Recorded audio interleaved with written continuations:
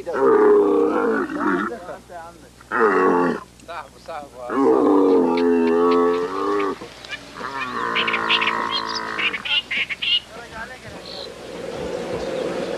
Good roll program confirmed. Challenger now heading down range. Main engine start. 4, 3, 2, 1, and liftoff. Liftoff of the 25th Space Shuttle mission, and it has cleared the tower. Now control. Roger, roll, Challenger.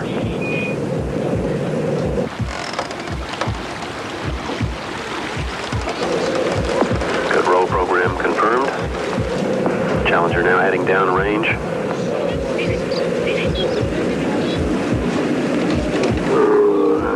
Liftoff this morning at 11:38 after a couple of delays for several hours. 4%. Normal throttles, most of the flight 104%.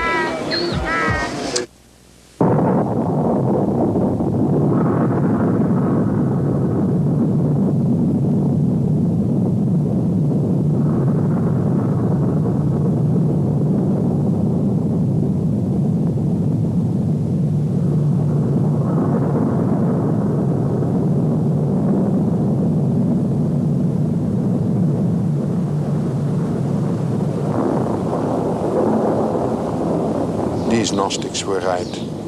There is a crack in the universe. Well, I was a teacher in a small town in the east of Holland. And on a Sunday, with beautiful weather, the sun shining, I saw there young British pilots falling to their death. And that gave me the impression that life is tragic. And now that the whole world has seen people exploding in the air, I think that more people will agree with me and accept that life is tragic and at the same time has to be accepted as beautiful and worthwhile.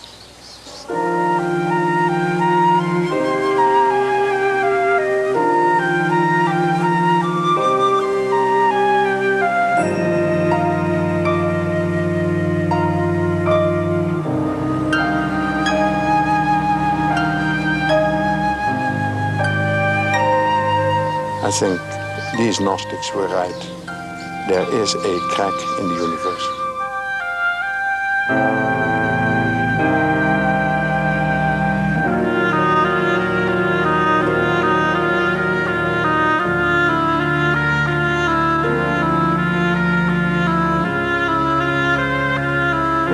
Perhaps God is not only good, but he has also a dark side. And to find God even in the dark and shadowy side of existence and of the world, that perhaps is the most important and most difficult contribution of Gnosis to modern life.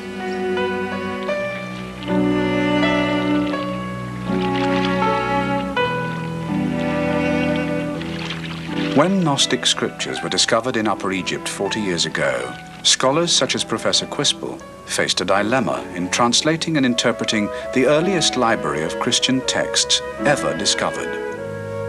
Their value seemed unlimited as evidence of the original doctrines of Christianity and even of the actual words of Christ, for there were Gnostic Gospels among the papyrus books. Yet the Christian churches partly owe their existence and their long-term survival to the rejection of such books and their symbolic interpretation of early Christianity as heresy. For 2,000 years, the Gnostic Christian has been a heretic. But the pulse of Gnosis has continued to beat beneath the skin of the Christian world.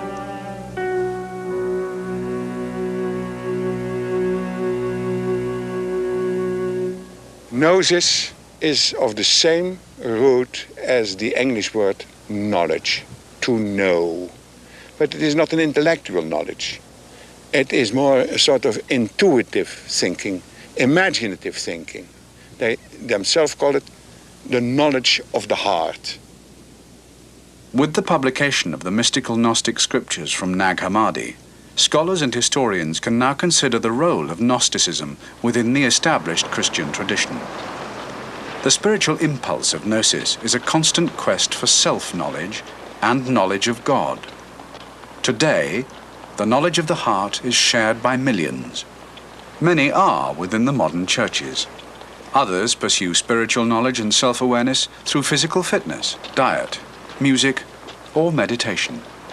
Gnosticism interests people who find themselves somewhat either disaffected or uninvolved or with the churches as they are, or asking, what does this mean? You know, what are these strange ancient symbols? You know, what kind of inner meaning, if any, could it possibly have?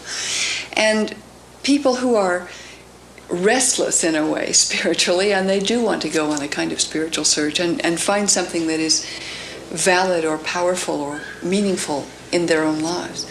And I think for such people this is an option, or it is at least a vision of a way that people have gone.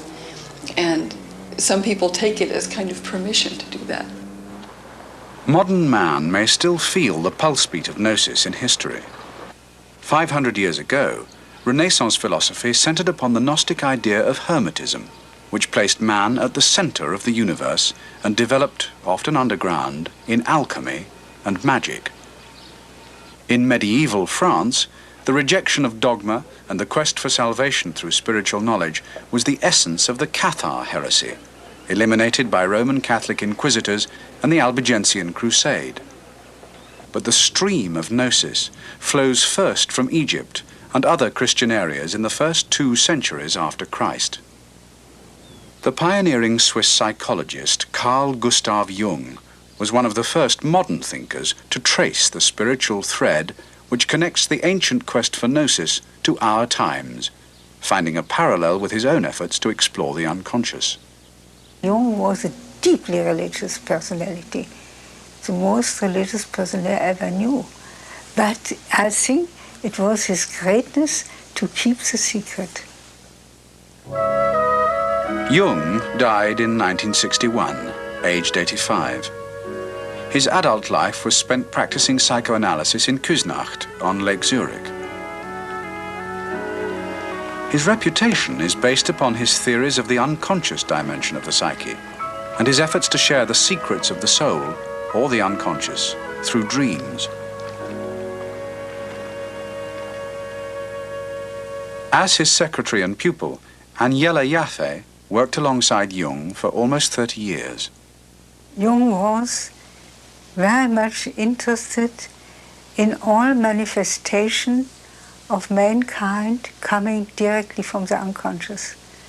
Now, Gnosticism, or Gnosis, is not an intellectual wisdom, but a wisdom which was expressed by feeling, by the unconscious. But Gnosticism was something which gave an insight to the unconscious of man, how it functions. These wells of images, pictures, visions, and so on. Therefore, he was very much interested. And also to see how deeply religious the unconscious is. Jung began to study Gnostic ideas in about 1910, while he examined the dreams of both private patients and those in mental hospitals. He revived the Gnostic term archetypes to describe the mythical and mystical symbols and images that lie below the surface of everyday conscious life, but erupt from the unconscious in dreams. That surely led me on to a profound study of the archetypes. I got more respectful of archetypes. And the next question I asked myself was, now where in the world has anybody been busy with that problem? And I found nobody, except a peculiar spiritual movement that went together with the beginnings of Christianity, namely the Gnostics. And that was the first thing I studied, and then I saw they were concerned with the problem of archetypes. Jung was a Renaissance man of the 20th century, with a genius for exploring and embracing the most varied fields of religion and philosophy. At one time, he painted Tibetan prayer wheels or mandalas, expressing one powerful human archetype. It just came to him. That was also such an archetype, you see. And he wrote in his handwriting, "This is the first mandala I constructed in the year of 1916, wholly unconscious of what it meant." C.G. Jung. It's a symbol of totality. It is a circle. It has, to my feeling, of course, it has to do with the stars, because the sun makes enormous circles of mandala. If you knew his hands, his big man hands, and his very small little painting, you see, that's something moving. Jung absorbed the Gnostics' theological myths and symbols and even wrote a short essay in Gnostic style, The 7 Sermons to the Dead. Despite an immense gulf of time, he regarded the Gnostics as his predecessors in the search for spiritual awareness. They have lived in the 1st, 2nd, and 3rd century, and what was in between? Nothing. And now, today, we certainly fall into that hole and are confronted by the problems of the collective unconscious, which were then the same in 2,000 years ago, and we are not prepared to meet that problem. Jung called the Gnostic texts he studied well-nigh inexhaustible sources of knowledge for the psychologist.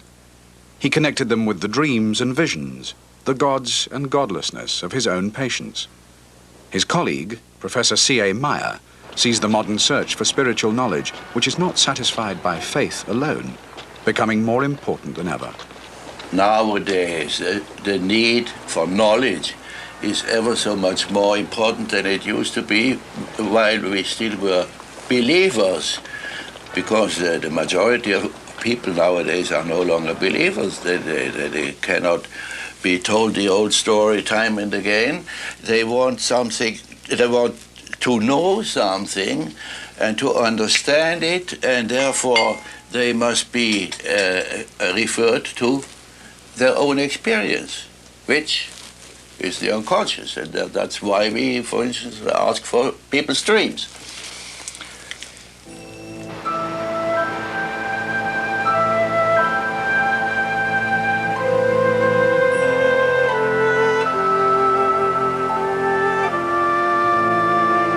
What we can observe with our patients is mainly that they suffer from the conditions of this planet. And that is what the Gnostics were concerned with as well. His thesis was that Gnosticism is not philosophy or speculation or heresy, but that it is simply an experience of the soul. And curiously enough, the Jung Codex, which shows you the experience of the Gnostic, of life as a nightmare in this world, until you hear the voice somewhere coming from somewhere of Gnosis. That is a complete confirmation of his thesis that Gnosis is based on an inner experience. Codex 1 from Nag Hammadi was named the Jung Codex for the first modern scholar who took Gnostic works seriously.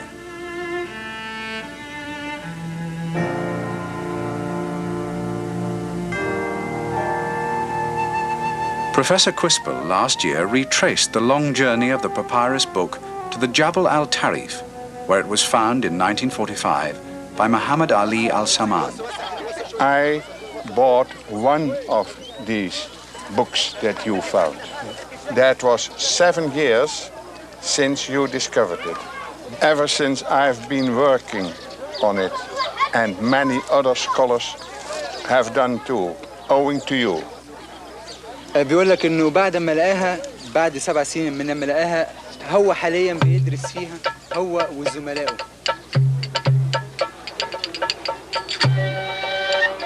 Muhammad Ali's younger brother sold this one book to a local trader for the price of a new shirt, a jalabiya. Muhammad Ali himself was in jail for killing his father's murderer in a blood feud.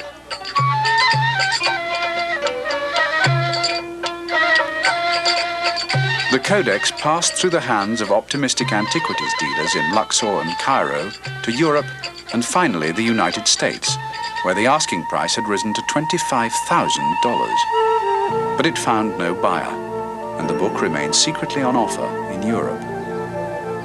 At the Eranus Conference in 1951, an informal annual meeting of scholars convened by Jung, two men agreed that this book should be bought in Jung's name and dedicated to him, but ultimately reunited with all the rest in Cairo's Coptic Museum. Gilles Quispel and C.A. Meyer set about the task. And at that decisive moment, Professor Meyer contacted the American citizen Georgie Page, who lived there in the neighborhood of Zurich, and he gave us 35,000 Swiss francs. I went to Brussels on May the 10th, 1952, and there I acquired the Codex, and with the Codex under my arm, I returned home.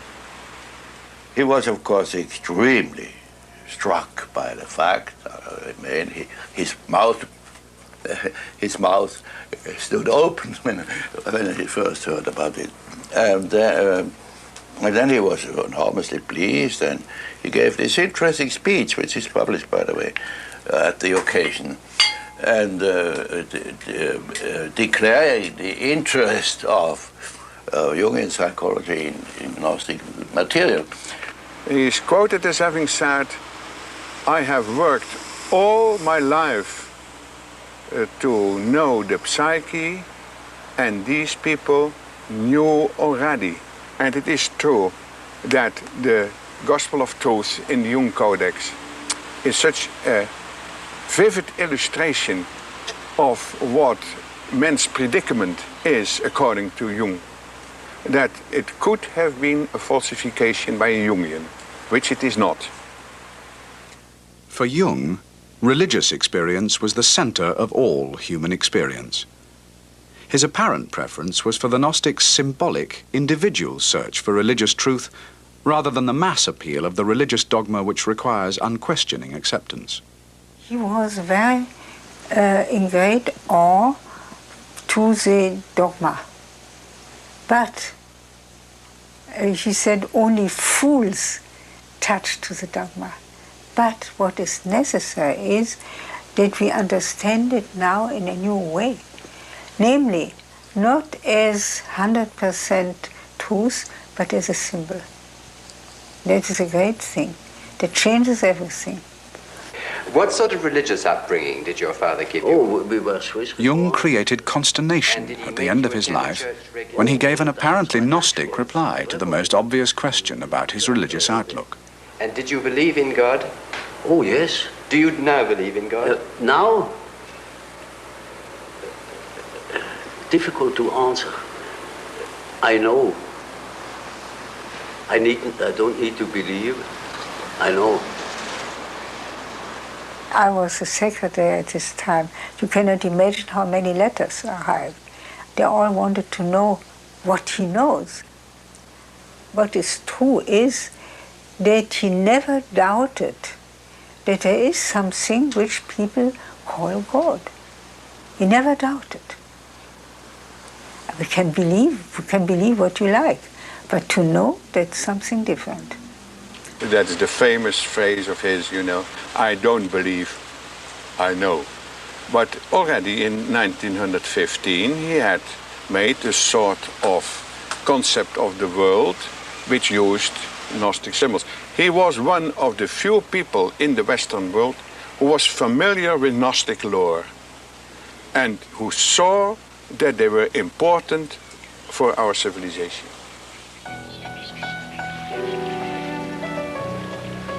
The historical stream of Gnosis flowed continuously, despite suppression, and sometimes underground, into Jung's century.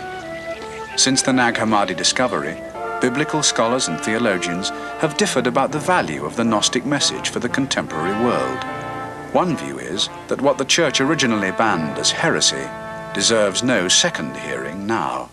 There are many people among the church leaders as well as among scholars who simply say, well, that material was all considered rubbish in the 2nd century and it's still rubbish now. That is, they don't allow it, as I see it, to raise the basic issue of how did a certain book become part of the New Testament?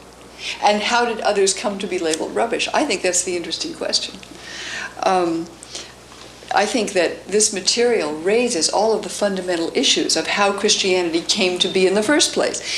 But the people who disagree with me will say it was clear that this material from the start was ridiculous. Professor Jonas regards the exclusion of Gnostic dissent as at least a political necessity for the Church Fathers who defined orthodoxy in response to oppression. Every orthodoxy somehow becomes rigid, but this is probably one of the conditions of its being long-lived. While the Church Father Irenaeus, the first in the 2nd century, the first to take up the cudgels against the Gnostics and wrote a book against them, blames them that every one of them every day invents something new. And this inventiveness could not be tolerated. There would not have been a consolidated church with its dogma if that would go on. And the suppression of it meant, of course, also a loss. Elaine Pagels wrote her book, The Gnostic Gospels, to explain the Nag Hammadi texts and compare them with the Gospels of the New Testament. She argues that to be aware of the loss of Gnostic ideas gives Christianity a more comprehensible and human flavor. Many people have written to me since I wrote the Gnostic Gospels, and what many people have said, and diverse people, is I didn't feel at home in Christianity the way it was. It can enable one to look at Christian tradition, if you like, with a grain of salt, and not take it necessarily on its own terms, but begin to see how it was formed and begin to accept it as a historical phenomenon and as an imperfect one, if you like.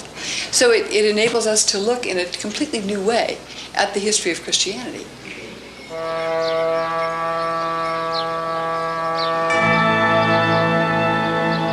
The elements of Gnosticism which have been judged heretical remain controversial and topical today. Debate in the United States over the literal truth of the biblical creation story, or in Britain over the ordination of women, demonstrates the enduring challenge which Gnosticism offers to the established church. It challenges the Catholic and mainstream churches in the way that they claim their authority has pronounced the final word and the beginning word on any topic, from the authority of the Pope, the ordination of whomever is ordained, the exclusion of women,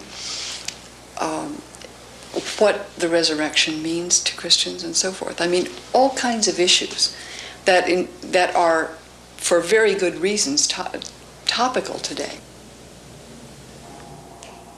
Gnostics exist today, many perhaps unaware of the tradition which their beliefs and practices follow.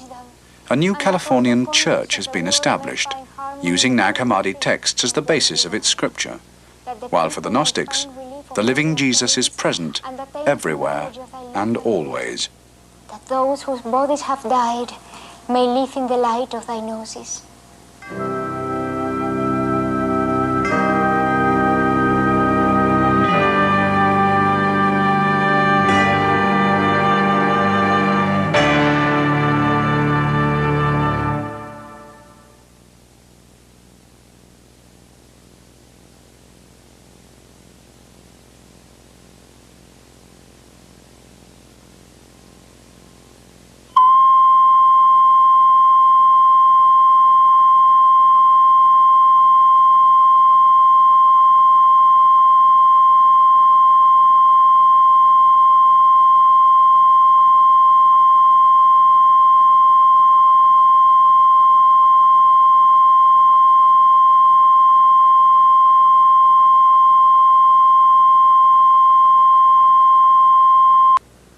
BTR 0368, Gnostics 4, Part 2, Take 1.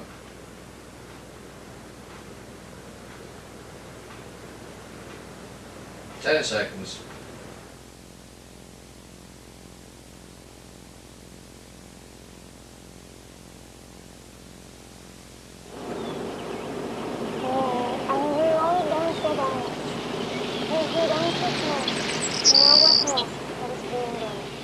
The mystery is complete, the rite is ended, and the heart... I found something that I had been looking for a long time in a religion, a place where I could feel as a woman an active, equal participant, not only in the service itself, but in the philosophy behind the service. When I found the Gnostic church here in Palo Alto, it was one that resonated well within me as a church which provided me the ritual, the contact with God, the way through the Eucharist service to my soul, without binding me into any kind of demand that I adhere to a particular doctrinal position. June Singer is a psychoanalyst practicing in Palo Alto near San Francisco. Lance Beiser is Deputy District Attorney for Santa Clara County, which includes Palo Alto. Both attend a new church which claims a direct link to Gnostic tradition and uses as its scriptures the Gnostic Gospels of Thomas and Philip, among others found at Nag Hammadi in Upper Egypt. It is the childhood opening the eyes. Rosa Miller was born in Languedoc, where the 13th century French Gnostic heresy of Catharism flourished. At 19, she experienced a religious transformation in a Cuban prison cell, and later joined the mystical French order of Mary Magdalene. In 1978, ordained as a Gnostic bishop in California, she started the Palo Alto Gnostic Church.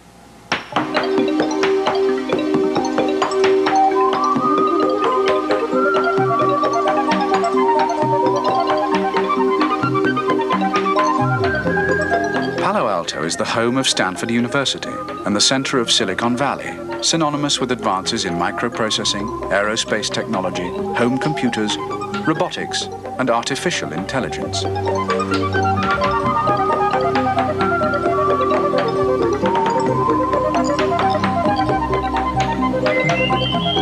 Camouflaged by a shopping center, the Gnostic Church offers to balance the quest for technology with an inner quest for self-knowledge. Gnostic ideas of the past are treated not as theology and dogma, but as myth and symbol. The alien creation and the world alien to the soul are metaphors to be reinterpreted by the Gnostics of today. It is alien in the sense that the world, and the world as I understand the ancient Gnostics, didn't mean creation, the forests and the rivers and the trees and the animals and humans, but it meant what is our conception of the world, the systems that we create, the societies and the beliefs, the religions, the political systems, philosophical beliefs. That is totally alien from God. Palo Alto Municipal Court is in session. The Honorable Timothy J. Hannafin presiding. Be seated. Good morning, ladies and gentlemen. Lance Beiser combines his responsibilities within the judicial system as a public prosecutor with the role of ordained minister of the Gnostic Church, seeking to achieve and communicate a spiritual and also moral gnosis. The depths of our psyches are where true decision-making arises inside of us. When anyone, defendant or attorney, approaches life and decisions with respect to whether to steal or whether to defend a person who steals or whether to, in my case, whether to charge someone with a crime, and if so, what kind of a crime and at what level, these are all ultimately, at bottom, moral and ethical decisions. The central idea of Gnosticism, the gnosis cardias, or knowledge of the heart, which is unrelated to intellectual activity, has to do with an individual ability to perceive truth. Let's hope that she arrives after a short time. For now. I've already handed the papers to defense counsel for execution, Your Honor. She has a pretty extensive record. Prostitution, prostitution, prostitution, prostitution, prostitution, soliciting a lewd act, transporting marijuana and hashish. Your Honor, I believe some of those are in error. She is not. They're all in error? No, I said some. Well, you can throw out some and it still leaves a lot. Yes, Your Honor. However, she is diversion eligible. As I look through the materials here, Your Honor, I note that the probation we all deal with one another, and I see this as a deputy district attorney as well.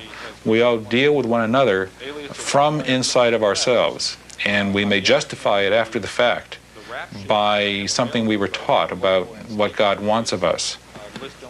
But down at bottom, we have to make our determinations and decisions. I think that's where a renaissance of gnosis, whether through the Gnostic Church or through other sources, through depth psychology, through readings and philosophy, whatever, are truly important for people in society to grapple with. The position to suggest that she has to stay in custody when she's going to be diverted. Okay, we'll lower then. Gnostic Church members do not reject the everyday world.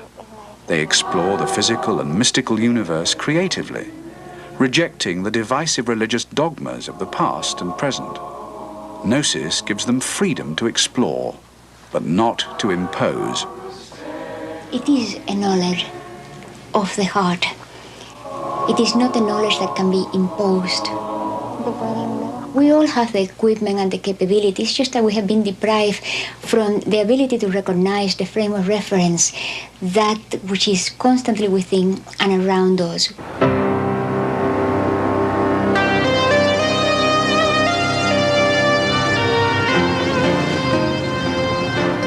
California today entertains every new religious sect and therapeutic miracle, no matter how eccentric.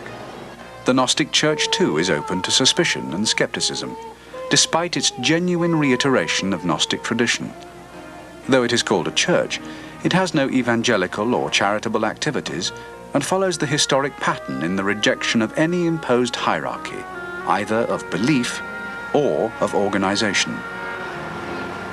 Our church has no dogmas and no beliefs. Beliefs hinder the experience of gnosis. I had been used to churches where you had to be a member, or you had to be baptized, or you had to go to confession, or you had to do something else to be a member of that church and to take communion. In this particular church, you didn't even have to be a, quote, Gnostic.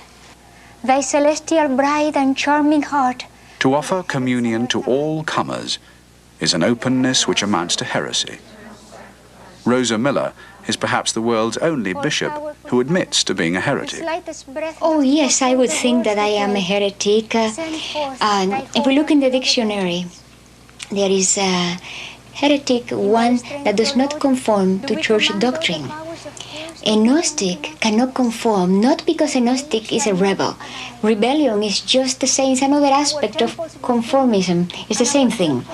So yes, I would consider ourselves heretics. The blessings of those who come in thy name. Amen. For Lance Beiser, the role of the Gnostic priest is quite different from that role in other churches. It's a role as an intermediary rather than a role as a teacher. One can teach a foreign language or how to speak a foreign language. One can teach that Jesus was born at a particular time and died at a particular time, and that his death has certain kind of meaning. That kind of information is not the same as knowledge of what religion is, what God is, what our role in society is. That is not something that can either be taught, or in a way it can even be communicated. There's a line from the Tao Te Ching that says that the Tao that can be taught isn't the true Tao. Well, Gnosis that can be taught isn't the true Gnosis either. A woman bishop is the most conspicuous evidence of the Gnostic tradition of women playing a full and equal role in religious practice. The feminine is given equality with the masculine in all images and metaphors of God and the divine spirit. It does what I think is absolutely necessary in our time, and that is to seek that balance of the masculine and the feminine, so that each one, the male and the female, can express himself or herself according to that particular nature of that individual.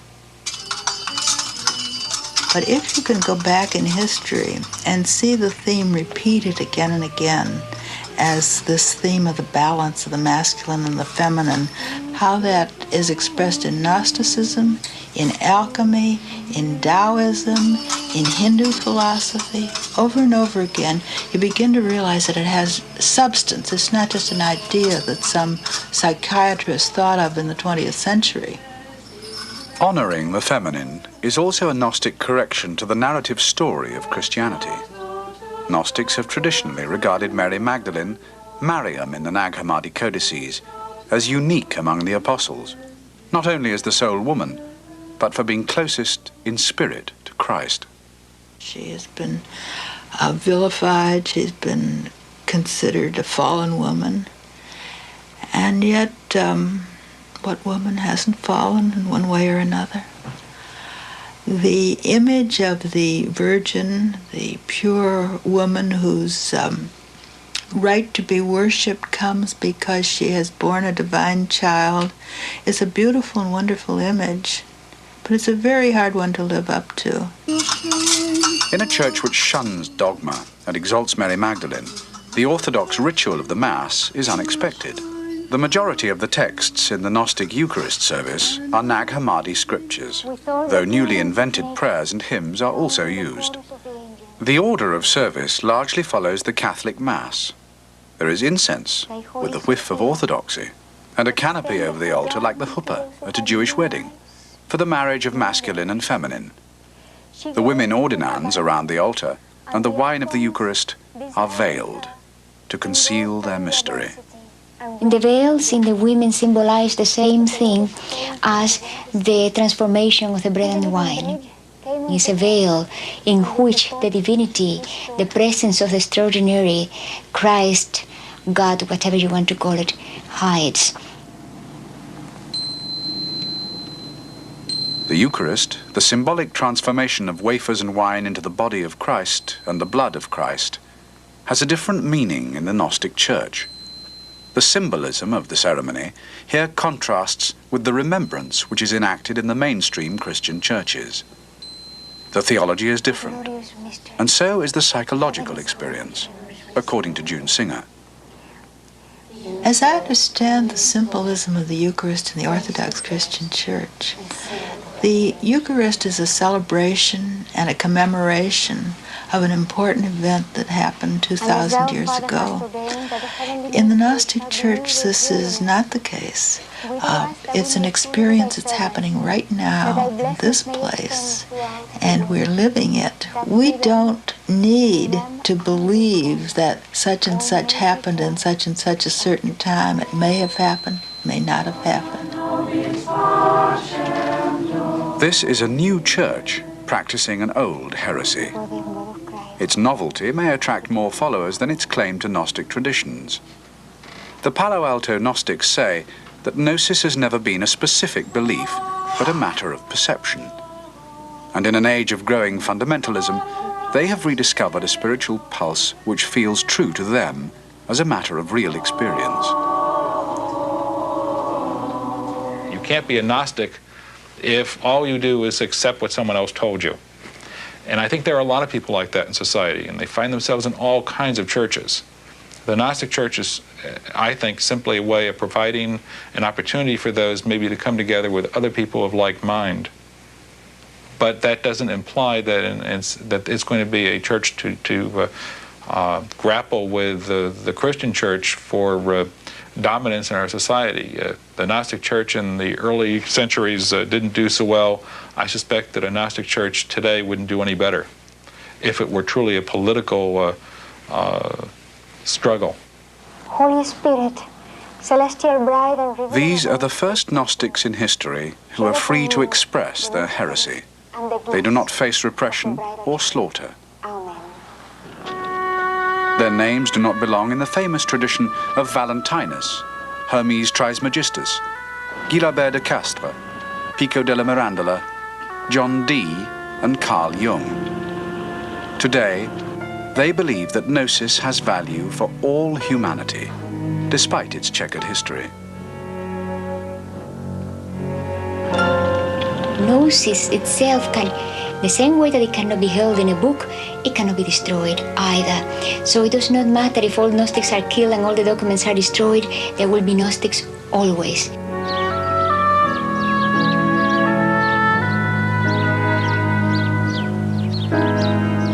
The most powerful theme of Gnosticism is the sense that men and women are outsiders in a meaningless world, but that they can overcome the troubles and materialism of everyday life by ignoring the false images of the demiurge, the creator of the earth, and finding the common identity between their own soul and the divinity of God. Such an idea is clearly echoed in modern existentialist philosophy. The term alienation is not foreign to us. A man does not feel so comfortably at home in the world that surrounds him. Certainly one common feature, and also some consciousness of a crisis, and even nihilistic tendencies, and an estrangement. Gnostic tradition offers an answer to the atheists' or the agnostics' question, did a good God create a world full of pain and suffering? Modern life, for countless millions, is estranged from hope. War, hunger, and natural disasters afflict some.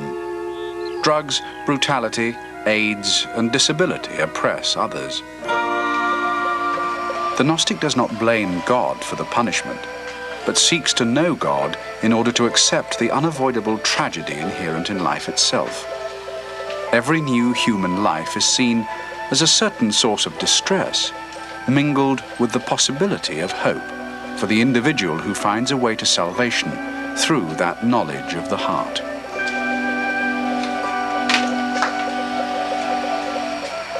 I think about Orthodox Christian tradition, which says that suffering and pain come into the world because of human sin and because of original sin. You know, there would not be any suffering of the innocent, according to St. Augustine. Valentinus' view strikes me as an interesting alternative when he says that suffering is part of the fabric of the human race, part of the fabric of existence into which we're born, not so simple as to trace it to human fault. The two outstanding moods or attitudes of the Gnostic mind and of distress and hope. It expresses in a certain way a central experience of the Gnostic mind, namely of being strangers in a strange world into which the soul or the spirit does not originally belong, and from which it has to extricate itself. And God stands, the true God, as distinct from the creator God, from the demiurge, stands also in the relation of an alien to this world. And his message appears in the world as something from without.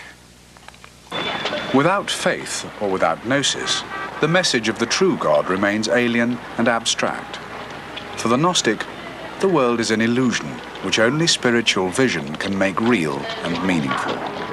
The world is seen by most of these Gnostics as a place where you have to become conscious. Sin is a word that is not to be found in that dictionary. It is all about ignorance, being unconscious of yourself, and then the appeal of Christ makes yourself conscious of what you are. Therefore, the world is there to prepare mankind for full consciousness. Every branch of Christianity looks to the second coming of Christ, whether in symbolic or literal terms. For the Gnostics, Christ the twin is always alongside, showing the way to the knowledge of the heart, which is their salvation. Christ's message of gnosis is to be heard even amid the hectic human chaos of New York City.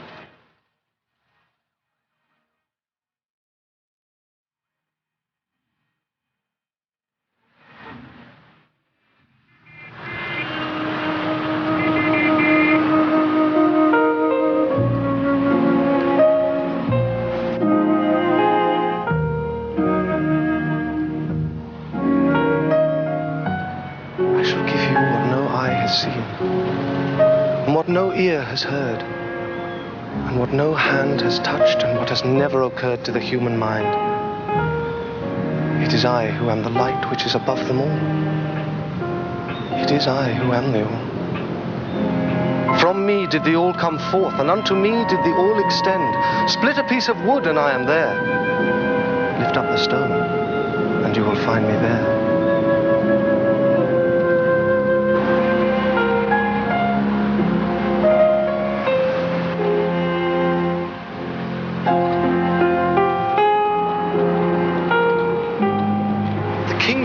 Come by waiting for it.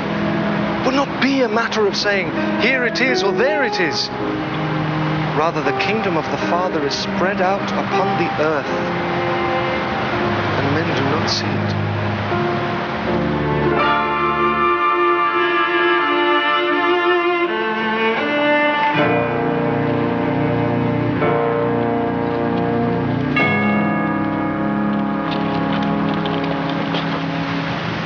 Woe to you, godless ones, who have no hope, who rely on things that will not happen. Woe to you who hope in the flesh and the prison that will perish. Your hope is set upon the world, and your God is this life. You are corrupting your soul.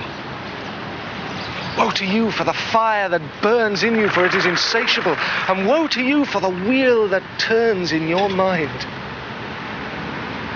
Woe to you, captives, for you are bound in caverns. You laugh. In mad laughter you rejoice. Some have entered the kingdom of heaven laughing, and they have come out. For 2,000 years, the Gnostic pulse has been beating. Men and women have pursued a deeper experience of their spiritual nature than what is offered formally by faith through the Church. The authors of the Gnostic texts, and all those who have followed them in Christian history, have been denounced as heretics, and some have paid with their lives. It is those who are awake I have addressed. I tell you this that you may know yourselves. If you know the truth will make you free.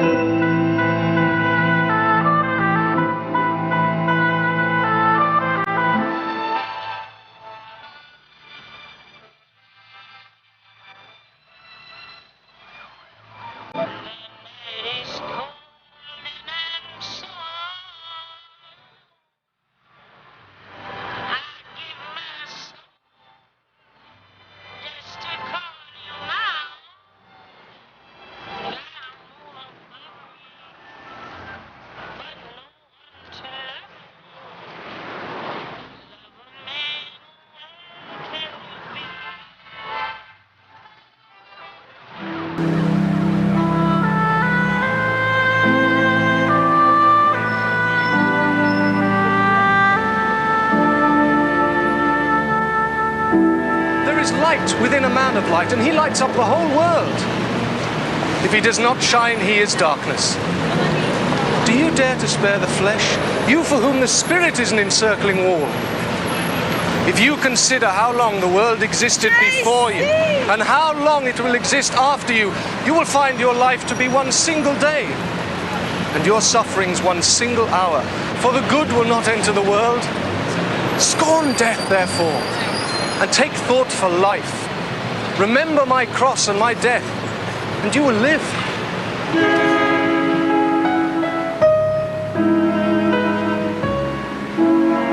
In 1945, the year of liberation and catastrophe, the Gnostic tradition's earliest traces were discovered in the Egyptian desert, and the Gnostic idea has become widely available to the people of a freer, more dangerous world. A timeless message for the human spirit has emerged from the silence of human history. Who is it that will rain a refreshing dew upon you to extinguish the massive fires in you? Who is it who will cause the sun to shine upon you and disperse the darkness in you and hide the darkness and polluted water? Henceforth, waking or sleeping, remember If you have seen the Son of Man and spoken with him in person, and listened to him in person,